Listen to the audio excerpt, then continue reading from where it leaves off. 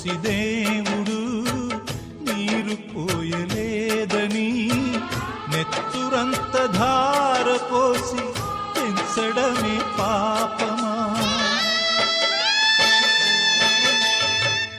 ఏరు దాటి వెంటనే పడవ కాచువారిలా అయిన వాళ్ళు మారిపోతే అంతకన్న శాపమా?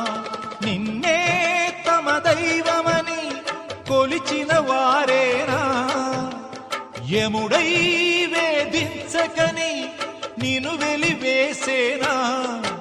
అనుబంధమింత నేరమాయనా?